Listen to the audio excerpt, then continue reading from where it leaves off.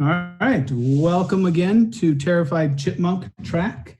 This is the 1:30 talk where David's going to talk about applying the keto diet to application security. But he was talking a little smack earlier, right before we jumped on and went live here, because he's in Iowa and has a beautiful corn picture, and he's giving us a hard time, us Nebraska folk, that they make more corn than us. I'm curious where you get those stats. I'm going to need to verify that that's accurate. Google. All right. So thanks a lot, David. Thanks for being here. Take it away. Oh, before you take it away, if you have any questions, post them in the Discord channel, and I will ask them to him at the end of the talk. So thanks a lot. Awesome. Thanks, Jason. Thanks, everyone, for showing up today. Hopefully, everyone's learning a lot. I know I have throughout the few talks we've had this morning. So I want to talk today about application security, specifically a little bit about my background and kind of the background of AppSec and where I think things need to go. First, this is me, David Lindner, work at Contrast Security. I actually work with Adam Shaw, one of the awesome founders of KernelCon. So I'm really happy to be working with him and KernelCon. I've been in the AppSec industry for the better part of 20 years, mostly in consulting. Did a lot with mobile and IoT work for quite a few years as well. But enough about me. Not so breaking news. Your applications, your software applications are vulnerable. You have vulnerabilities, and guess what? They're being attacked. I think all of us are very aware of this. If you're not, pick your favorite annual state of cybersecurity report. Verizon DBIR. Almost every AppSec vendor is producing some report now, yearly, monthly, quarterly, whatever it might be. But we're under attack. It's very common. Most of them may not be landing actual exploits, but we definitely see lots and lots of attacks coming our way. As far as your average application goes, most of your application is actually comprised of third-party libraries, used or unused, right? When it comes to things like custom code, or now I guess the more PC term is first-party code, 21% of most applications is first-party code. But in that code, on average, those applications have about 26.7 what we consider serious vulnerabilities. Whether or not they're exploited or not, it really depends on a number of factors. And why I think that's important is, like I said, I've been around in this game for quite a while. We've gone through this huge period of adding all sorts of awesome things with regard to application security. There was, vulnerability disclosure programs, common criteria, dynamic and static analysis. OWASP kind of came to fruition real early in the 2000s. The first top 10 from OWASP was released in 2001. Lots of compliance drivers, PCI, HIPAA, NIST 853, things like that started adding AppSec guidelines and standards. The WAF was born in the early 2000s from mod security. Developer training was a huge push, and still really is. Then you start talking about BSIM, OpenSAM, which is just OWASP SAM now. And you can see, over the years, we've added a lot of these standards bodies and done a lot of really awesome things in AppSec. But if you look at the numbers from 2000 to 2019, the average serious vulnerabilities for your applications remain stagnant. Does that mean we've done nothing? No, not at all. I think the landscape has changed a lot, and the vulnerabilities are different, or they span across different sorts of infrastructures, different code bases, different frameworks. We've added how many JavaScript frameworks in the last week, right? Let alone 20 years. But, like I mentioned before, the likelihood that your application is getting attacked is pretty high.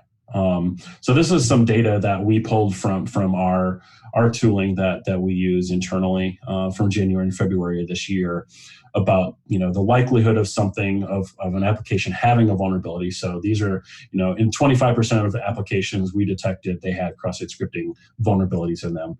And then we kind of map that up with the attacks that we're seeing in the wild. Again, not necessarily landing attacks, but it's definitely happening, right? And you can see the prevalence of some of these and some of the detected vulnerabilities. And these change from month to month.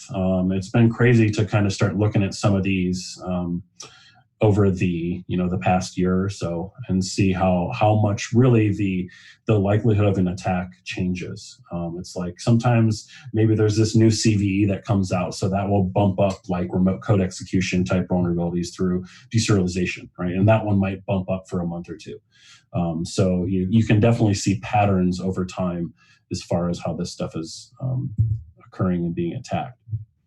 And then the other thing too is, hackers are really exploiting the lag on some of this stuff.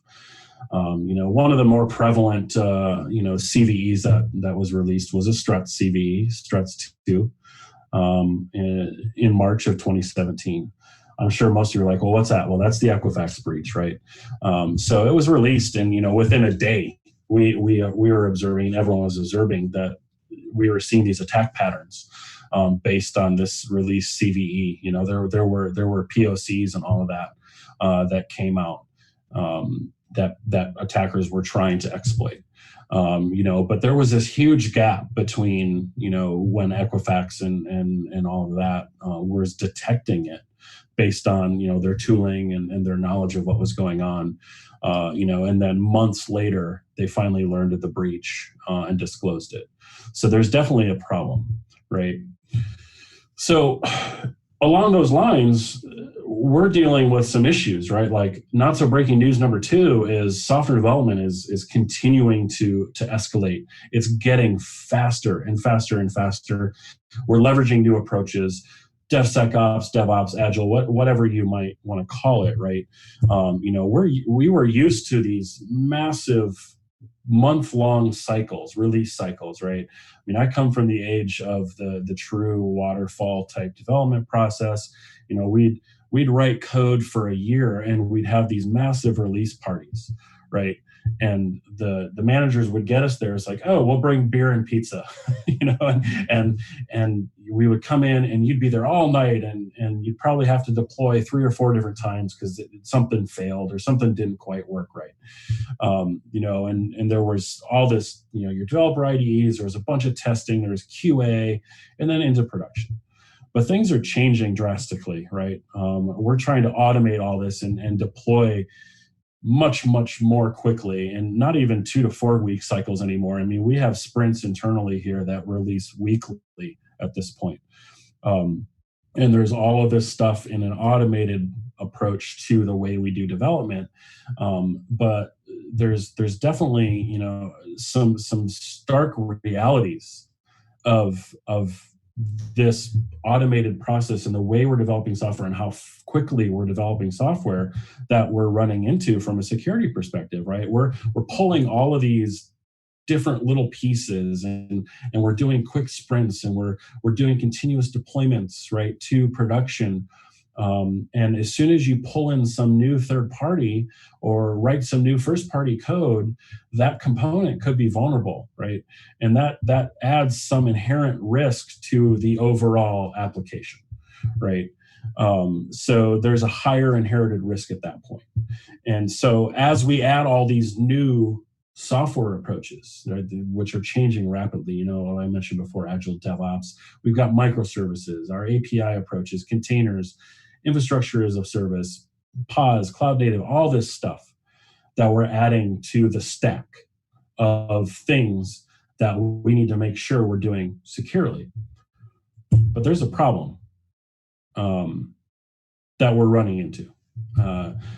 So BSIM, which is Build Security and Maturity Model, that has been around for quite a few years. The BSIM 10 did a study out of 122 organizations that were part of BSIM 10, and they found that 1.37% of development groups were software security people. So that's basically one software security professional to every 73 developers. Now, if you think that's enough, you're crazy. And I'm going to tell you that right now. It's not enough, but that's the stark reality of where we're at. But at the same time, we're creating all this new code. We're creating more code. We're doing it faster. On average, developers, I think, are creating about 10,000 new lines of code every year. So think about that, right? Like we have one software security person for 73 developers.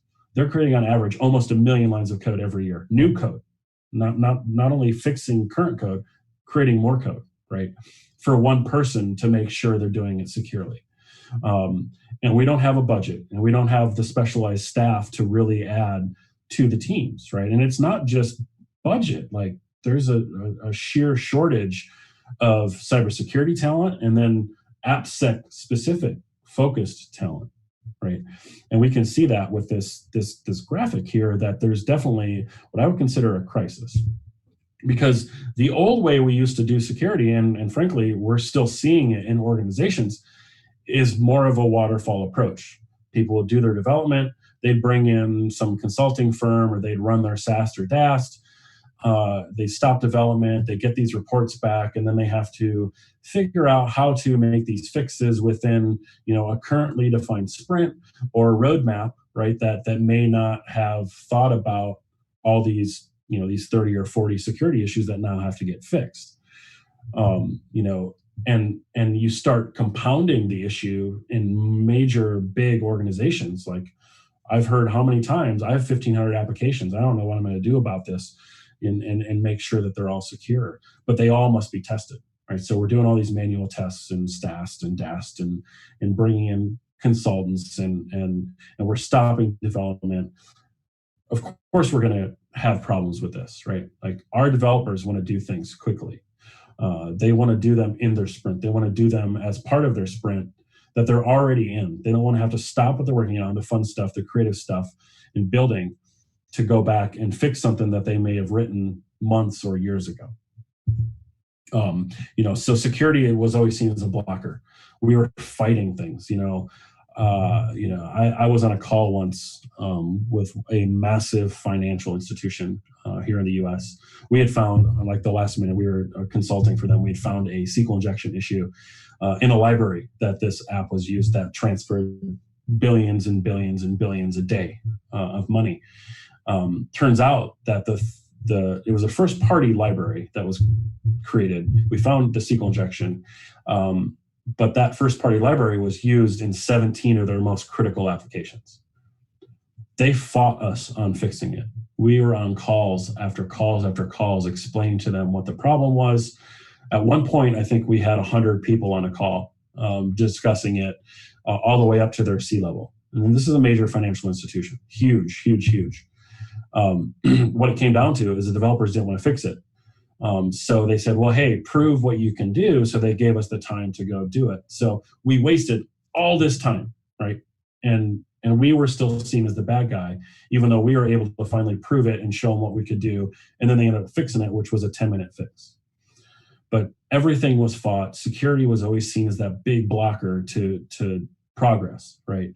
And the other thing that the old way is we never really knew or know what our security posture is of our application. So if I came to you and I said, hey, what's your security posture? Can you tell me what vulnerabilities you have right now, what's been fixed, what you're working on, things like that? And the usual response is, well, here's a report from some third-party assessment or some SAST tool that we ran 6 months ago. Well, if a developer is creating on average 10,000 lines of code a year, so in that 6 months, each developer's created 5,000 new lines of code. You can imagine there's some disparity on where the security posture was and where it is today, right? So the old way kind of looked like this, right? We'd plan, code, build, test, stop. Time to stop. Let's do some scanning, or let's do some manual assessment. We'll release it, deploy it. Now we need to reconfigure our WAF rules, do some of that stuff. But then we don't know at that point, right? We had no operational information to really know what our security posture is, or what we need to do to make sure that it's as strong as it can be. So the result of the old way was all of these gates that security would put up, and these pictures really show it well. One of my first jobs out of college, I spent in the security group, and my first task was to start building up the AppSec program. I don't want to age myself, but this is in the early 2000s. So I was writing some scripts and things that were parsing logs and looking for certain things. And I had written one that was passively looking at Apache logs, looking for attack strings and things like that as part of GET requests. One day I got my report, and there were hundreds and hundreds of these requests to an endpoint that we owned with SQL queries in the URL query string. I was like, well, what the hell's going on here? So turns out there was an application we had that every once in a while, the production database, certain fields would get corrupted. So developers would have to go in and manually fix them. The only way they could do that was to go through an arduous security process, make a request to the security team. It went through a change management approval. I mean, it was 2 or 3 days before they could get approvals to actually go make the quick changes that they need to make. Now you could say, well, let's fix the problem. Why was it getting corrupted in the first place? But what they ended up doing is they created code to get around that process so they could run direct SQL queries against a production environment from the application, which I found with my passive scanning. So that was an interesting conversation. But that was very common, right? That these gates were being created. Again, security was seen as the bad guy, and developers, being smart like they are, would find ways around them because it was slowing them down. So security has the exact same problems that development had, right? Back in the Waterfall days, software was poor. We'd write it forever. We'd create these monolithic monsters. It was late, always late, slow, and a lot of times didn't really provide the business value that was perceived because it was such a long process. So that's changed. Right now, we have a very proven approach with Agile DevOps type mentalities and the way that we're doing development now, that we've lowered failure rates, right? We've got a much faster MTTR service, and we're much more likely to exceed in our business goals.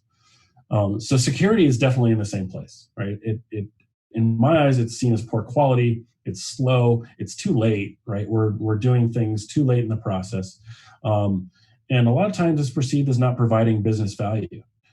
So we've got this new DevSecOps approach that's been keyed for years now, a couple of years now, to maybe help with building that security in throughout the whole process. But then you have people like Dan Messler, which I love Dan, say things that really make you think. And this was very real to me when he said the existence of insecure software has so far helped society more than it has harmed it. Now just take a step back and you're like, oh, wait, no. But it's so true, right? So compounding on the fact that we're doing development faster, that security is too slow, we don't have enough people, what he's saying is it doesn't really matter, right? Because software, even in an insecure state, is still better for society than just trying to focus on creating secure software. I agree to an extent, but I don't think that means we should stop doing security at all, right? Like we still need to do security. But I do think that we can do some things to change the way we approach it, right? So Tiger Woods, one of my all-time favorite golfers. I grew up in the generation of Tiger Woods. He's similar in age. I watched him just destroy the competition. And then I watched him really go downhill and a major downfall in his game, in his personal life, in everything else. And he was trying to come back and trying to do things the way he always did. And it wasn't working. It wasn't working at all. It was getting strong, beefing up, trying to increase swing speeds, went through about 10 different swing coaches like he used to do. It wasn't working. So he made some drastic changes in the way he approached the game that I think we can take a step back as software security professionals and look at that and be like, we can change. It's okay to change. It's okay to approach things differently when we're talking about creating secure code and doing it at a pace with developers and not against them, with them, and make sure that we're doing enough to make sure that these apps are secure, because they're going to be important regardless if they're secure or not, right? So I came up with this approach. I was doing keto forever. I think it's an important way to jumpstart some weight loss. I think it's healthy for you to change things up like that. But I'm like, hey, this could map to something with regard to AppSec. So I got this KetoAppSec. It's all about the fats, because really with keto, it's not like the old protein diet, right? It's protein and good fats, like a lot of them, right? So I was like, well, how could I apply this to AppSec? So I did. I said, all right, well, fats, let's see. F is for frameworks. All right, so we do give frameworks and things like that a bad name every once in a while. Frameworks are insecure. They've got a lot of vulnerabilities, CVEs, all that good stuff, which may be true. But I think they also provide a lot of benefit to us that we don't necessarily, from a security perspective, take enough advantage of or trust. In the security field, it's been ingrained in us not to trust things or trust people or code or anything at all. But I think based on all the evidence that we're seeing, we have to do something different. We have to maybe trust a little bit more, right? And so things like React and Angular, they have built-in cross-site scripting protections by default. And you're going to be like, oh, you can bypass them. Yes, you can. There's definitely ways around it. There's definitely ways that developers can screw up and turn those protections off. I get it, 100% get it. But if we're able to trust some of these things and not necessarily focus on them when we're doing some of our security activities, I think that will allow us to gain more time and be able to apply it elsewhere where we know we have no protections, right? Same with Node. Helmet's amazing. Helmet allows you to do, set your CSP. You can hide different headers, allow you to set HSTS stuff. It does all sorts of things. And then also with CSRF with the CSRF protections. Ruby on Rails has made some strides over the years with some protect from forgery. Mass assignment, they pretty much fixed it.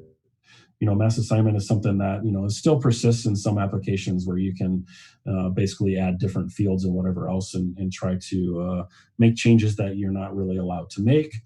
And they have some really good password storage mechanisms. You start looking at all this stuff and adding them up, and I feel like we don't trust enough of this or bump the risk levels down enough for some of these protections that we're like, oh, well, it's XSS and React, we still have to fix it and still have to validate it. I don't know if that's necessarily true, just because of the sheer amount of code. So if you had 1,500 apps, I believe that trusting React and Angular to do their jobs, at least to some extent, is going to allow me to focus on other things. So I think we need to do a better job of knowing our frameworks and knowing the things that are built in that we can use so we can focus less on looking at them and verifying those things and work on the things that we know they don't do. And really customize testing. That's the next really big point here, right? Is to customize our testing, customize our SAST, DAST, IAST, RASP, whatever you might be using, to focus on those things that you're not protected from, and focus on looking for those things and working with your developers to really make sure that they understand those issues with the frameworks they're using. And it does get hard. It gets really hard in organizations that may have lots and lots of apps and use like every framework out there. I get it. It gets hard. But I think if you take a step back and spend the time 2 or 3 months that may be needed to figure out what you do support, I think it will help you in the long run to really customize the way that you do testing and validation. And then we go into A for automation. This, I think, makes sense with the DevOps push, the agile methodologies we use. But I think one of the big problems is we have this problem with the legacy tools and how they all fit into this newfound automated approach to the way we're doing development.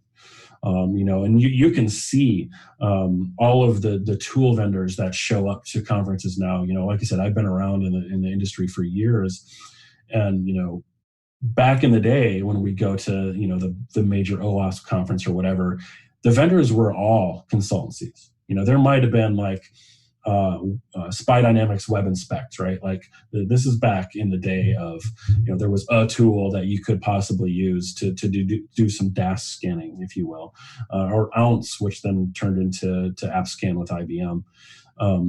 But now you go to conferences and now you look at all of the different approaches to doing AppSec, and it's all tool vendors, right? You might every once in a while see a consultancy, but it's all tool vendors, and they're all making changes to the way that their tooling works to work in this automated way, right? And to work within pipelines. Because if you look at your software process and your software pipeline, you got your build, quality, performance, collaboration, and analytics that are pretty well set, right?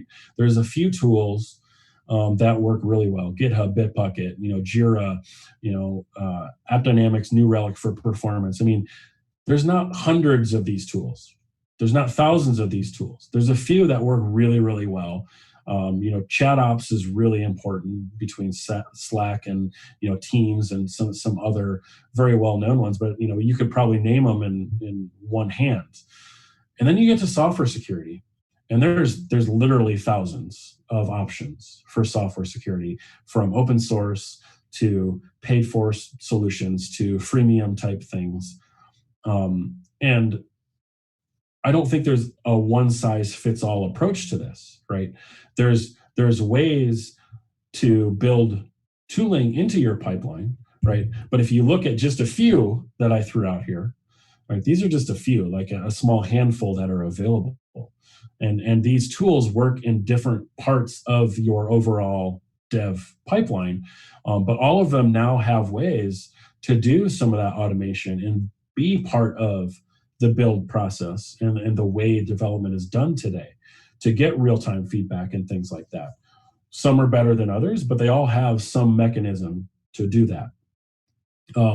I think one of the keys with this whole automation approach to things is having a centralized defect tracker. Over the years, I remember working in organizations, they would have so many bug trackers and security trackers and operational trackers and all these different trackers all over the organization, because so-and-so doesn't need access to that, and this person doesn't need access to that. And there was this disparate sense of no one ever knew when things were getting done or fixed or whatever else. We got to change that, right? And I've seen it. It's really happening, where everything's being brought into a place, right? Whether it's security issues, whether it's bugs, whether it's feature requests, whatever it is, they're all in a singular place. So you can map things here and there, and people know when things are getting done. The access control models of those are so good, where they may not be able to see the details, but they can at least see that a ticket was done, so they can move on with whatever they needed to do, right?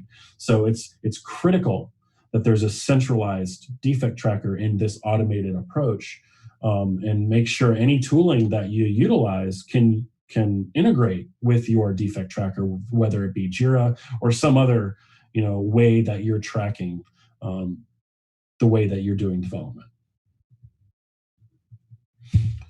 So how do we do it at Contrast? Yes, Contrast is a software security company, but we obviously write code, right? We have quite a few engineers writing all sorts of different code for all sorts of different reasons. So our dev setup is probably very familiar to the way others are doing it, right? Our philosophy is it's automated from the beginning. We want to keep it small and boring releases. And like I said, our different dev teams either have like a 1 week sprint, some of them have 2, and sometimes there's 3 week sprints. But for the most part, they all fall in line with very short sprints, keeping things small, and boring releases. We utilize IntelliJ. We use Bitbucket pipelines, moving some things to GitHub and some of that today. Artifactory for our artifact repository, and Slack for our chat ops, which we use very heavily, both in engineering and throughout the organization. We do some automated scanning. We utilize Jira as our centralized repo, our centralized bug tracker, so we can easily map tickets and know when things are blocked based on things that need to be fixed or updated. We use our own products for our IAST and RASP, so we can do some level of semblance of AppSec and know that we're writing secure code. As a process, it looks kind of like this, right? Like we have a dedicated engineer per sprint, they're writing code. We have automated testing. We have huge test frameworks that run on all of our branches. There's some security testing there with our IS product. Vulnerabilities, if detected, we're notified in Slack, and a new Jira ticket is automatically created. That engineer is already in their sprint, so they pick the ticket up and they fix it as they're writing their code. So we hope that the vulnerabilities don't get to production, right? Because they're being fixed as part of the sprint. Now, this works really well for very fast-paced development organizations, but it might be very hard to get to this point in an organization that doesn't have it today, because you already have security debt.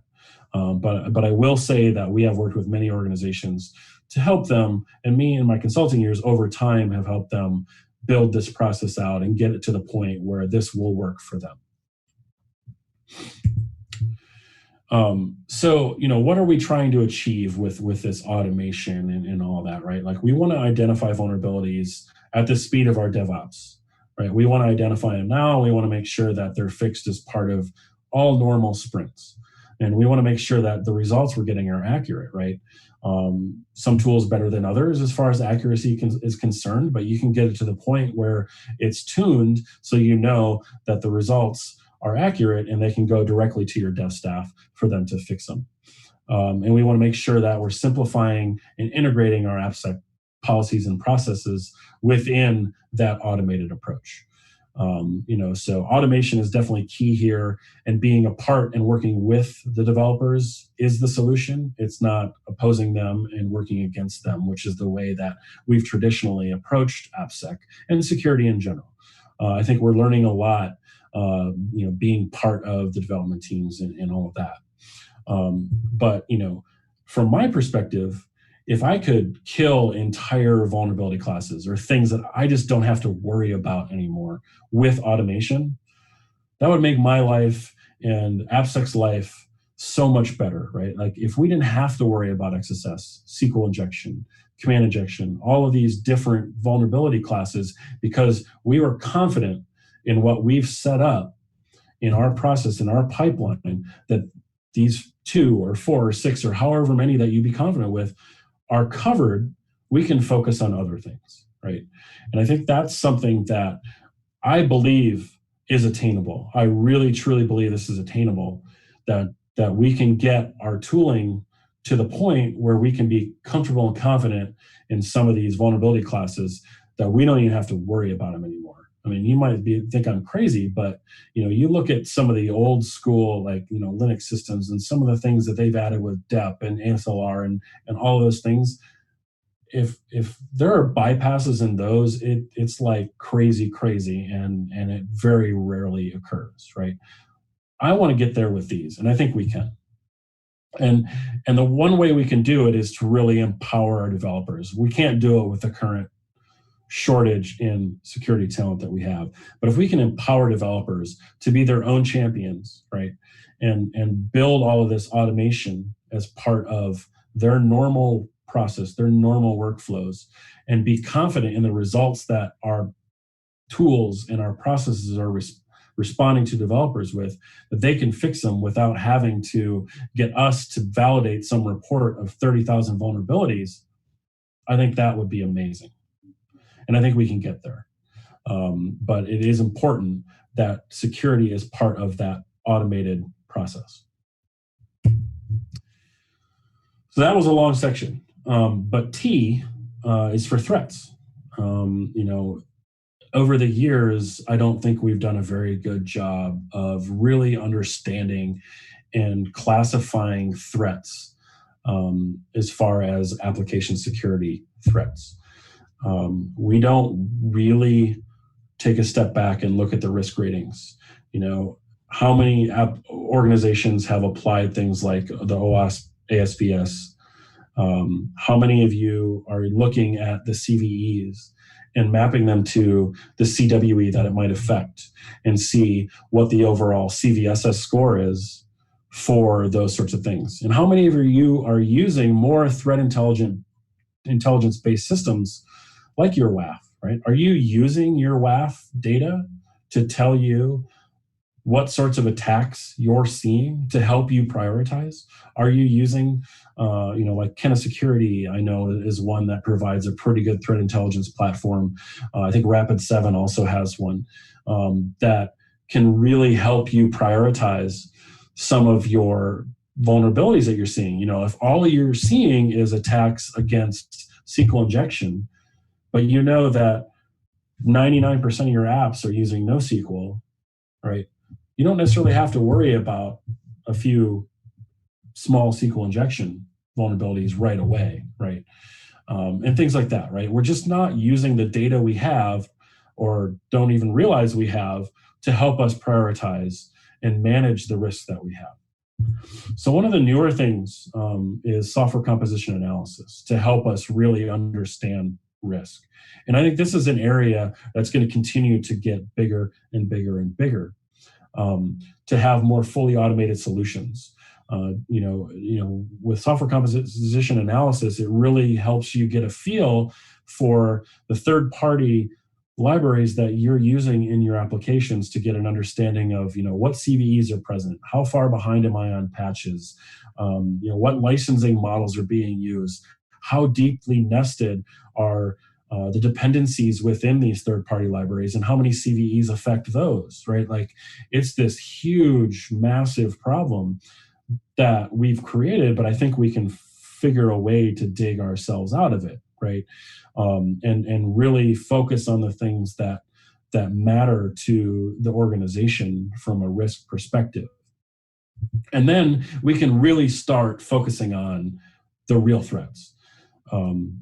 FUD is real in this industry. A lot of times I think we use FUD because, one, it sells, and two, it's because we don't quite understand the actual impact of something or the actual risk of something. Like I said, threat intelligence, I think, will help us with WAF, RASP data, other intelligence tools, utilizing predictive analysis. But one thing, for me, I look at XSS and I don't want to label it as FUD because, you can cause harm. I don't know if you saw Matt Austin's talk about exploiting modern desktop apps. Most of those were through some sort of XSS. It is definitely possible. But I also think that if you take a step back and you look at XSS and you look at the data and you look at the number of massive breaches over the years, it's pretty low when you compare it to other things. So I'm not saying you don't fix it, but I'm saying maybe it's not the most, risky to your organization if you have these 10 other things, right? Like if you look at SQL injection, a lot of the massive data breaches are due to SQL injection. These are real. They happen all the time. You go to the Wikipedia and there's just list after list after list of data breaches and things like that. Untrusted deserialization, that's not going away. Struts 2, Equifax issue. WebLogic's had a few RCEs. Tomcat's had some RCEs lately that would allow people to basically fully compromise. And they were taking advantage of it. With Equifax, dumped how many millions and millions of customers' data, right? These things are happening. They're happening at least monthly, it seems like, and they're not going away. So I started pulling the data. I wanted to look at the data just from a CVE, CWE, and CVSS perspective, right? So I went and looked at CWE 79. So Common Weakness Enumeration 79, which is cross-site scripting. Now, it does have quite a few children CWEs, but the way CVEs work is they map it mostly to the parent. So the parent is CWE 79. And I looked at the CVSS scores, which these are the CVSS 2.0 base score, which is very similar to CVSS 3 base score, but for all intents and purposes, this was the data available. And you look at it, and 0.09% of all CVEs that were mapped to the XSS CWE had a CVSS score of 5.0 and up, 0.09%. And I think there was 11,000 plus, almost 12,000 CVEs that had XSS labeled across time. So that number was kind of staggering to me. I'm like, well, let's just look at some other examples. So I pulled up SQL injection, which is CWE 89.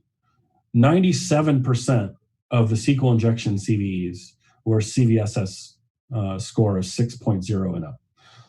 That's a distinct difference, both in score and the amount. 97% of them were what we would consider high or critical risk, right, for SQL injection. So I'm like, all right, let's take it just a step further and we'll look at command injection. Command injection is broken down into a couple of them. I pulled more of the prevalent ones from a web AppSec perspective, which is command injection and OS command injection. And like SQL injection, 95% of these were CVSS 6.0 and up. So there's a stark difference. But I pulled it back even further and I put them all on the same screen. And this, to me, it screams at me that there are some other things, and these are just like what would happen if, what's the impact really is what it comes down to. And the impact is much higher with regard to some of these other issues. But there's always a heavy focus on XSS, and a lot of it is because of prevalence. I get it. And I'm not saying it's not a problem that we shouldn't fix it, but some of these other issues are causing all of the real breaches and the real things that are happening to people. So what I'm asking is, I think maybe we need to reprioritize some things and the way that we think about it. And I'm already seeing it. I'm part of a bunch of bug Crowd, HackerOne, bug bounties, and XSS submissions are in some cases being removed from some programs, or they're dropping how much they pay out for them. And a lot of it is due to prevalence. It's just it's so prevalent all over the place, but also because a lot of times it's attacking a single person at a time, things like that. But I just thought these numbers kind of screamed at me. I honestly was kind of shocked when I first went out and looked at these and put them all together. But anyway, so I thought from a threat perspective, if we're using the threat intelligence data we have, it may allow us to refocus or reprioritize things and be okay with the risk of XSS for certain things. That's it. And then S. S is for speed and sophistication, which is similar to the automation section, but a little bit different, right? Like, I think a lot of times, at least over the last few years, security gets defensive and they blame speed for some insecurities or for vulnerabilities making it into production. I don't think we can do that. Like, that feels like a cop-out to me, that security is blaming speed. We just need to change how we secure fast-changing things, right?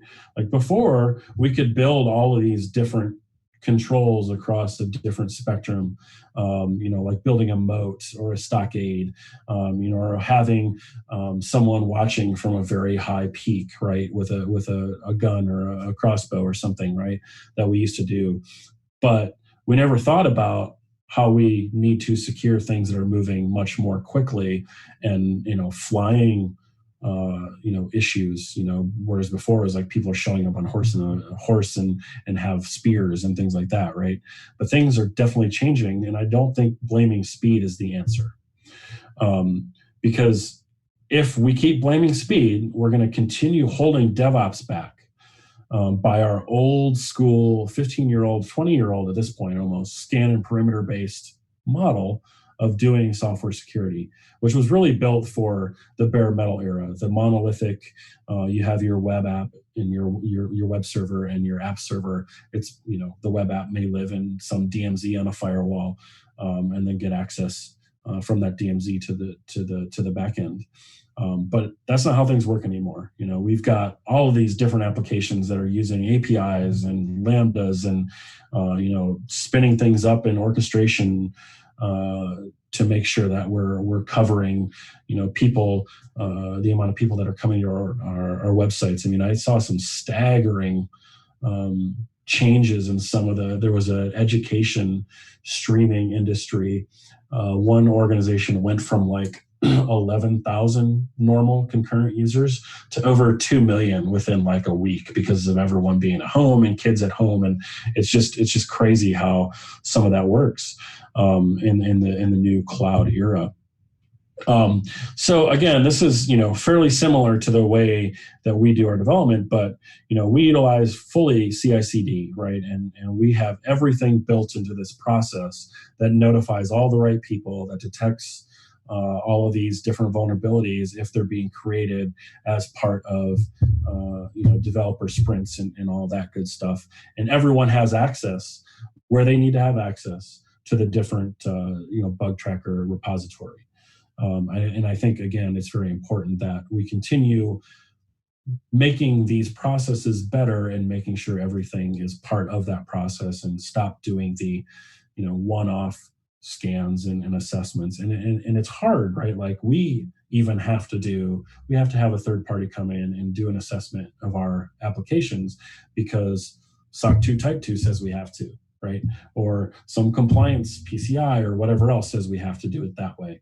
We have to have a third party do it. But hopefully in the next few years, we can get that changed as a security or, as a big, broad security organization. And if we can do all of that, right, it'll allow us and give us more time for the more difficult stuff.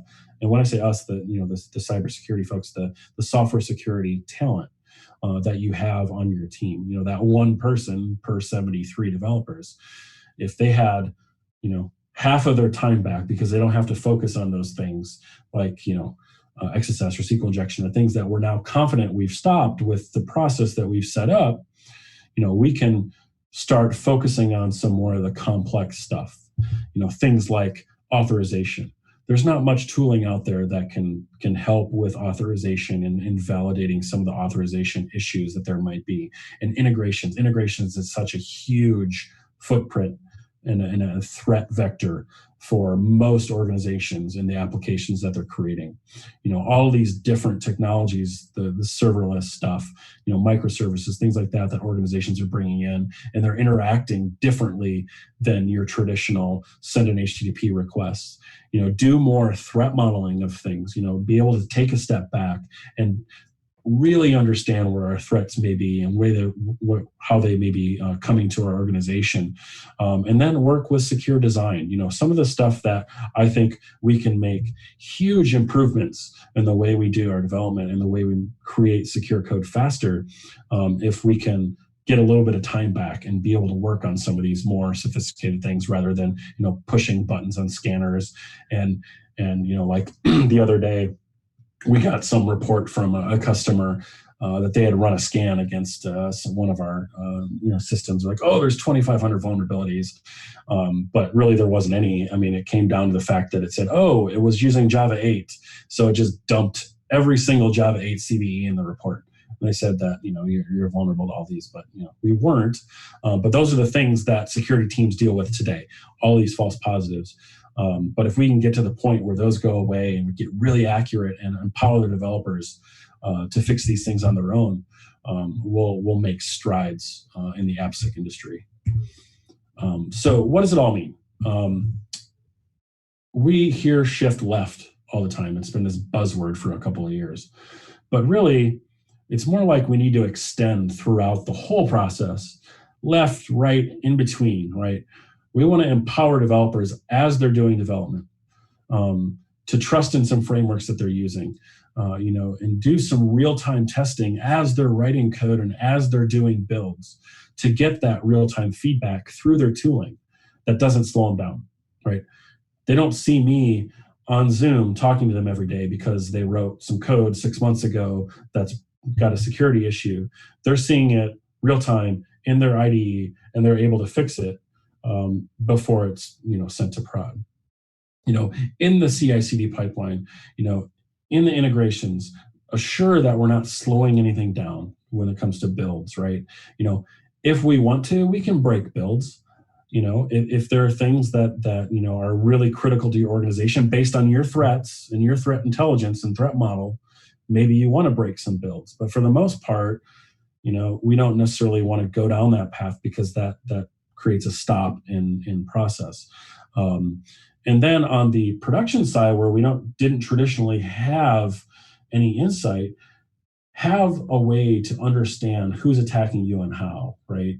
And utilize that intelligence, again, to keep building out this overall platform. And really, this is what it looks like to me, right? We need to continue to evolve our tools. Like it's been crazy to see the evolved tools over the last couple of years throughout this space and how many there are. Will they all be around in 5 years? No way. No way will they all be around, right? But they're getting better, they're getting faster, they're getting more accurate. Enable that developer self-sufficiency, enable them and empower them to be basically a security professional for the issues that they're creating, right? Automate your open source risk management through some sort of SCA, software composition analysis. Protect some legacy portfolio stuff. We run into this a lot where there's some really old Java code that was written, right? And we need to figure out a way to make sure that it's protected because no one wants to touch it because it's going to fall apart.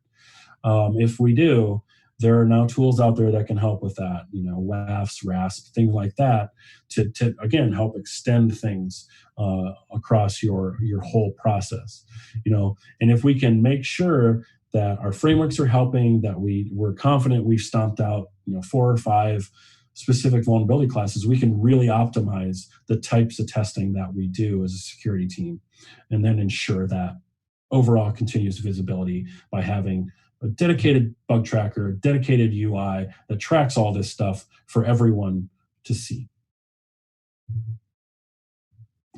So that's it. That's my KetoAppSec. It really gets down to really taking a step back and realizing that we can work with developers. We can work in this faster development world. And it's okay to really step back and look at the threats and look at the risks and prioritize things and stop being just fix it security people. So thanks for attending. Jason, if there are questions, I'm more than happy to answer them. Yes, sir. Thanks, David. That was great. We do have a couple questions. Sure. So the first one is from Snow Crasher in Discord. Asked, do you have any tips for building this kind of security/developer collaboration in a large organization where there are hundreds of developers? So, it's funny. I get that question a lot. Tips for me is to start with certain teams that may have adapted or are doing more of the DevOps approach, that are usually more willing to allow you to come in and be a part of their process. Start there, and from there you can gain champions. You can gain champions on that team, and obviously those teams still talk to your other development teams, and they can show easily how now they're working with security in a more automated fashion, in a more automated approach, and they're not being slowed down anymore by getting all these reports or these false positives that we have to stop and stop our development and try to fix these things out of band. That seems to be the approach that works best. Find your champion teams first, work with them, implement it there, and then usually it just starts to really expand. All right. Cybercop asks, do you still recommend static code scanning like Fortify in the build process? It's a hard question to ask an IaaS company. I recommend something. Okay, I don't want to tell you what to use. That's not my job. I recommend you have something in the build process that can produce real-time results, real-time accurate results. Okay, and when I say accurate, these results are going to go directly to the developers. They're going to go directly to the developers to fix within their sprint or within their current process. So while I don't want to say don't use SAST, you can use SAST, but it's going to take you time and effort to really tune it to get to the point where you're comfortable with its accuracy, that those results can just go directly to your developers so they can use it as part of their process. So there's definitely a ramp up time for using SAST. You need something, whether it's SAST, whether it's DAST, whether it's IaaS, it should be part of your build process. And it should be real time providing those results directly to the developers. Right. We have another one from Joshua F. is asking, what are you seeing for integration of the various CI/CD AppSec tooling and their respective findings that can reduce duplication and even do correlation of findings? It seems like this is still pretty immature. Do you have any suggestions? Yes, it is immature. I would say even in our own product, that's something that we struggle with.